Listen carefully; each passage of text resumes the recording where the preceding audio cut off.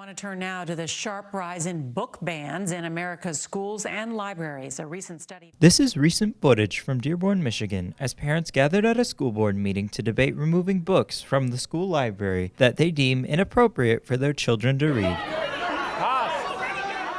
This is happening all over the United States as an attempt to keep children away from books concerning quote-unquote explicit material. They're pornographic, they're disgusting.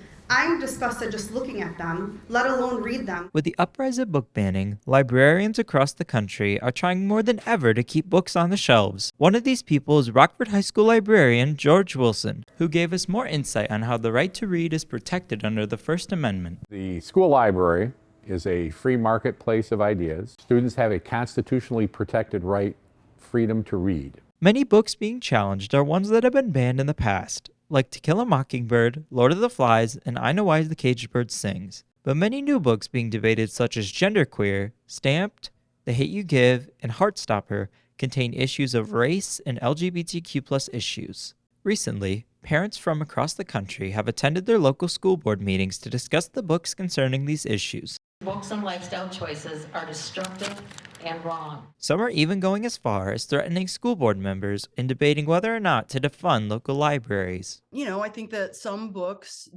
don't match the values of parents, right? And to each his own. When the schools decided to take God out of the classroom, it was to protect children from being indoctrinated.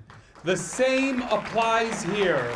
And sometimes those books that parents bring, to the attention of schools, they may be considered, to them, may be considered unconventional or unpopular or unacceptable. So libraries really do hold up to one of its highest standards is the protection of First Amendment rights.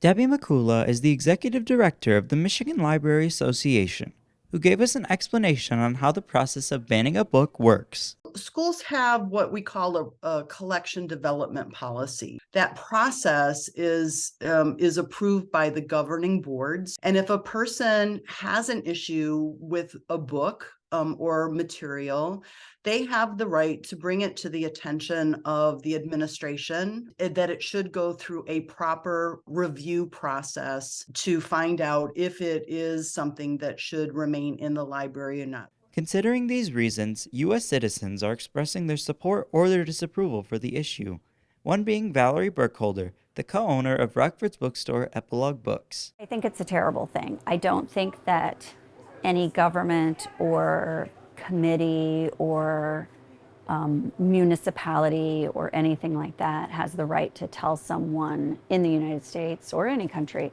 what they should be able to read or not read. Valerie believes that the issue of banning books is something that needs to stop within communities national and global. I think a lot of book banning is based on trying to marginalize populations of people to say, you know what, we don't agree with this, so they don't exist. On the other end of the spectrum, some parents are concerned with the material in the books being age appropriate for their kids.